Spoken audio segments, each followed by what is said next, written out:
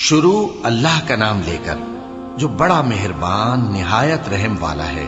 کاف ہا یا عین صاد، یہ تمہارے پروردگار کی مہربانی کا بیان ہے جو اس نے اپنے بندے زکریا پر کی تھی جب انہوں نے اپنے پروردگار کو دبی آواز سے پکارا اور کہا کہ اے میرے پروردگار، میری ہڈیاں بڑھاپے کے سبب کمزور ہو گئی ہیں اور سر سفید بالوں کی وجہ سے چمکنے لگا ہے، اور اے میرے پروردگار، میں تجھ سے مانگ کر کبھی محروم نہیں رہا، اور میں اپنے بعد اپنے بھائی بندوں سے ڈرتا ہوں، اور میری بیوی بانجھ ہے، پھر بھی مجھے اپنے پاس سے ایک وارث عطا فرما جو میری اور اولاد یعقوب کی میراث کا مالک ہو، اور اے میرے پروردگار، اس کو خوش اخلاق بنائیو۔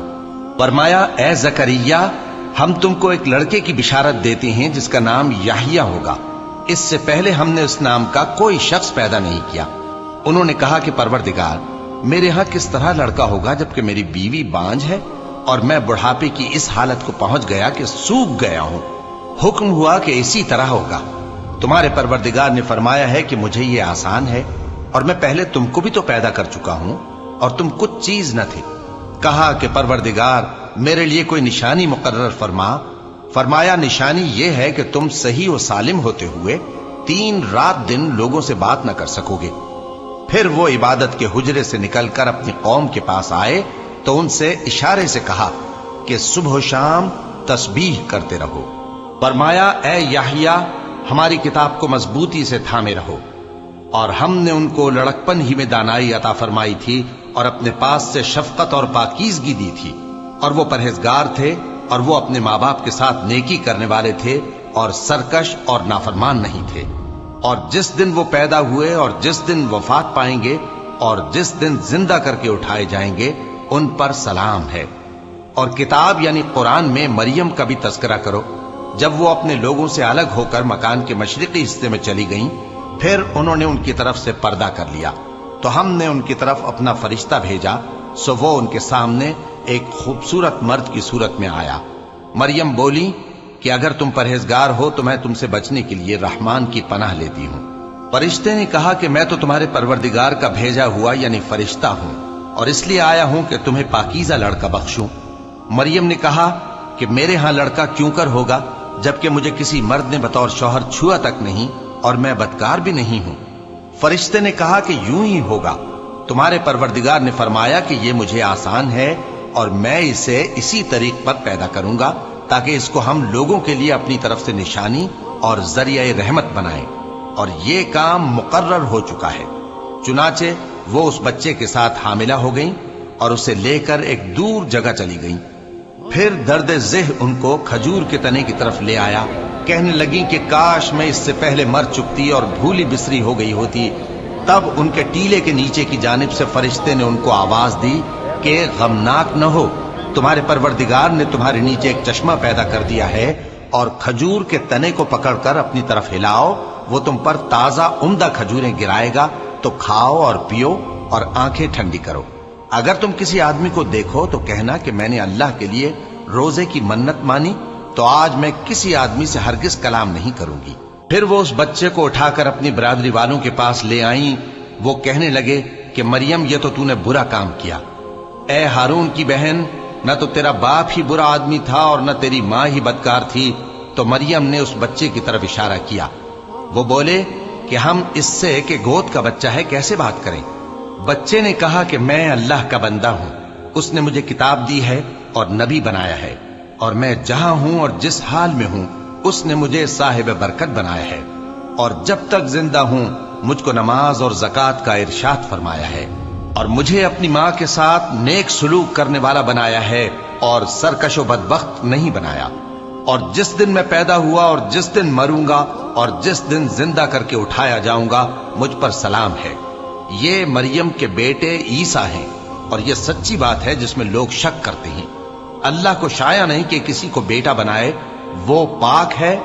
جب کسی چیز کا ارادہ کرتا ہے تو اس کو یہی کہتا ہے کہ ہو جا، تو وہ ہو جاتی ہے۔ اور بے شک اللہ ہی میرا اور تمہارا پروردگار ہے، تو اسی کی عبادت کرو، یہی سیدھا رستہ ہے۔ پھر اہل کتاب کے فرقوں نے باہم اختلاف کیا، سو جو لوگ کافر ہوئے ہیں ان کو بڑے دن یعنی قیامت کے روز حاضر ہونے سے خرابی ہے۔ وہ جس دن ہمارے سامنے آئیں گے कैसे सुनने वाले और कैसे देखने वाले होंगे, मगर जालिम आज खुली गुमराही में है।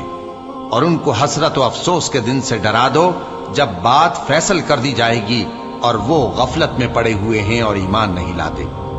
हम ही जमीन के और जो लोग उस पर बसते हैं उनके वारिस होंगे और हमारी ही तरफ उनको लौटना होगा। और किताब में इब्राहिम का जिक्र करो, बेशक वो निहायत सच्चे थे, पैगंबर थे। जब उन्होंने अपने बाप से कहा कि अब्बा, आप ऐसी चीजों को क्यों पूछते हैं जो न सुने और न देखें और न आपके कुछ काम आ सकें। अब्बा, मुझे ऐसा इल्म मिला है जो आपको नहीं मिला, तो मेरे साथ हो जाइए, मैं आपको सीधी राह पर ले चलूंगा। अब्बा, शैतान की पूजा न कीजिए, बेशक शैतान अल्लाह का नाफरमान है। अब्बा, मुझे डर लगता है कि आपको अल्लाह का अजाब आ पकड़े तो आप शैतान के साथी हो जाएं। उसने कहा कि इब्राहिम, क्या तू मेरे माबूदों के खिलाफ है? अगर तू बाज ना आएगा तो मैं तुझे संसार कर दूंगा और तू हमेशा के लिए मुझसे दूर हो जा। इब्राहिम ने सलामुन अलैकुम कहा और कहा कि मैं आपके लिए अपने परवरदिगार से बख्शिश मांगूंगा, बेशक वो मुझ पर निहायत मेहरबान है। और मैं आप लोगों से और जिनको आप अल्लाह के सिवा पुकारा करते हैं उनसे कनारा करता हूं और अपने परवरदिगार ही को पुकारूंगा। उम्मीद है कि मैं अपने परवरदिगार को पुकार कर महरूम नहीं रहूंगा। और जब इब्राहिम उन लोगों से और जिनकी वो अल्लाह के सिवा परस्तिश करते थे अलग हो गए, तो हमने उनको इसहाक और इसहाक को याकूब बख्शे और हर एक को पैगंबर बनाया। और हमने उनको अपनी रहमत से बहुत सी चीजें इनायत की और उनका जिक्र जमील बुलंद किया। और किताब में मूसा का भी जिक्र करो, बेशक वो हमारे बरगुजीदा थे और रसूल थे, नबी थे। और हमने उनको तूर की दाहिनी तरफ से पुकारा और बातें करने के लिए नजदीक बुलाया और अपनी मेहरबानी से उनको उनका भाई हारून पैगंबर बनाकर अता किया। और किताब में इस्माइल का भी जिक्र करो, वो वादे के सच्चे और रसूल थे, नबी थे। और वो अपने घर वालों को नमाज और ज़कात का हुक्म करते थे और अपने परवरदिगार के यहाँ पसंदीदा थे। और किताब में इदरीस का भी जिक्र करो, वो भी निहायत सच्चे थे, नबी थे और हमने उनको ऊंची जगह उठा लिया था। ये वो लोग हैं जिन पर अल्लाह ने अपने पैगंबरों में से फजल किया, यानी औलाद आदम में से, और उन लोगों में से जिनको हमने नूह के साथ कश्ती में सवार किया, और इब्राहिम और याकूब की औलाद में से, और उन लोगों में से जिनको हमने हिदायत दी और जिन्हें बरगुजीदा किया। जब उनके सामने हमारी आयतें पढ़ी जाती थीं तो सजदे में गिर पड़ते और रोते रहते थे। चूंकि आयत सजदा तिलावत की गई है, लिहाजा सामीन पर सजदा वाजिब है। फिर उनके बाद चंद नाखलफ उनके जानशी हुए जिन्होंने नमाज को जाया कर दिया और ख्वाहिशात नफसानी के पीछे लग गए, सो अनकरीब उनको गुमराही की सजा मिलेगी। हाँ, जिसने तौबा की और ईमान लाया और अमल नेक किए तो ऐसे लोग बहिश्त में दाखिल होंगे और उनका जरा नुकसान न किया जाएगा, यानी हमेशा की बहिश्तों में जिसका अल्लाह ने अपने बंदों से वादा किया है कि जो उनकी आंखों से पोशीदा है। बेशक इसका वादा नेकुकारों के सामने आने वाला है। वो इसमें सलाम के सिवा कोई बेहुदा कलाम न सुनेंगे और उनको सुबह शाम खाना मिलेगा। यही वो जन्नत है जिसका हम अपने बंदों में से ऐसे शख्स को मालिक बनाएंगे जो परहेजगार होगा। और फरिश्तों ने पैगंबर को जवाब दिया कि हम तुम्हारे परवरदिगार के हुक्म के सिवा उतर नहीं सकते। जो कुछ हमारे आगे है और जो पीछे है और जो इसके दरमियान है, सब उसी का है।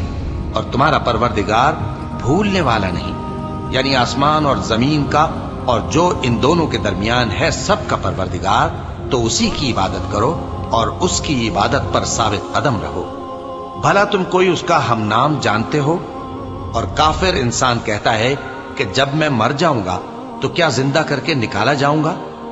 क्या ऐसा इंसान याद नहीं करता कि हमने उसको पहले भी तो पैदा किया था जबकि वो कुछ भी चीज न था? सो तुम्हारे परवरदिगार की कसम, हम इनको जमा करेंगे और शैतानों को भी, फिर इन सबको जहन्नम के गिर्द हाजिर करेंगे और वो घुटनों पर गिरे हुए होंगे। फिर हर गिरोह में से हम ऐसे लोगों को खींच निकालेंगे जो रहमान के मुकाबले में सख्त सरकशी करते थे। फिर हम उन लोगों से खूब वाकिफ हैं जो उसमें दाखिल होने के ज्यादा लायक हैं। और तुम में से कोई शख्स नहीं मगर उसे इस पर गुजरना होगा। ये तुम्हारे परवरदिगार पर लाजिम है, मुकर्रर है। फिर हम परहेजगारों को नजात देंगे और जालिमों को उसमें घुटनों के बल पड़ा हुआ छोड़ देंगे। اور جب ان لوگوں کے سامنے ہماری آیتیں پڑھی جاتی ہیں تو جو کافر ہیں وہ مومنوں سے کہتے ہیں کہ دونوں فریق میں سے مکان کس کے اچھے اور مجلسیں کس کی بہتر ہیں، اور ہم نے ان سے پہلے بہت سی امتیں ہلاک کر دیں، وہ لوگ ان سے ٹھاٹ باٹ اور نمود و نمائش میں کہیں اچھے تھے۔ کہہ دو کہ جو شخص گمراہی میں پڑا ہوا ہے، رحمان اس کو آہستہ آہستہ مہلت دیا جاتا ہے، یہاں تک کہ جب اس چیز کو دیکھ لیں گے جس کا ان سے وعدہ کیا جاتا ہے، خواہ عذاب اور خواہ قیامت، تو اس وقت جان لیں گے کہ مکان کس کا برا ہے اور لشکر کس کا کمزور ہے۔ اور جو لوگ ہدایت یاب ہیں اللہ ان کو زیادہ ہدایت دیتا ہے، اور نیکیاں جو باقی رہنے والی ہیں وہ تمہارے پروردگار کے ہاں صلے کے لحاظ سے خوب اور انجام کے اعتبار سے بہتر ہیں۔ بھلا تم نے اس شخص کو دیکھا جس نے ہماری آیتوں سے کفر کیا اور کہنے لگا کہ اگر میں ازسر نو زندہ ہوا بھی تو یہی مال اور اولاد مجھے وہاں ملے گا؟ کیا اس نے غیب کی خبر پالی ہے یا اللہ کے یہاں سے عہد لے لیا ہے؟ ہرگز نہیں، یہ جو کچھ کہتا ہے ہم اس کو لکھتے جاتے اور اس کے لیے آہستہ آہستہ عذاب بڑھاتے جاتے ہیں، اور جو چیزیں یہ بتاتا ہے ان کے ہم وارث ہوں گے، اور یہ اکیلا ہمارے سامنے آئے گا، اور ان لوگوں نے اللہ کے سوا اور معبود بنا لیے ہیں تاکہ وہ ان کے لیے موجب عزت ہوں۔ ہرگز نہیں، وہ معبود ان کی پرستش سے انکار کریں گے اور ان کے دشمن و مخالف ہوں گے۔ کیا تم نے نہیں دیکھا کہ ہم نے شیطانوں کو کافروں پر چھوڑ رکھا ہے کہ وہ ان کو خوب اکساتے رہتے ہیں؟ تو تم ان پر عذاب کے لیے جلدی نہ کرو کہ ہم تو ان کے لیے دن شمار کر رہے ہیں، جس روز ہم پرہیزگاروں کو رحمان کے سامنے بطور مہمان جمع کریں گے اور گناہگاروں کو دوزخ کی طرف پیاسے ہانک لے جائیں گے، تو لوگ کسی کی سفارش کا اختیار نہ رکھیں گے مگر جس نے رحمان سے اقرار لے لیا ہو، اور کہتے ہیں کہ رحمان بیٹا رکھتا ہے۔ ایسا کہنے والوں، یہ تو تم بری بات زبان پر لاتے ہو۔ قریب ہے کہ اس جھوٹ سے آسمان پھٹ پڑیں اور زمین شق ہو جائے اور پہاڑ پارا پارا ہو کر گر پڑیں کہ انہوں نے رحمان کے لیے بیٹا تجویز کیا، اور رحمان کو شایع نہیں کہ کسی کو بیٹا بنائے۔ ہر شخص جو آسمانوں اور زمین میں ہے رحمان کے روبرو بطور بندہ ہی آئے گا۔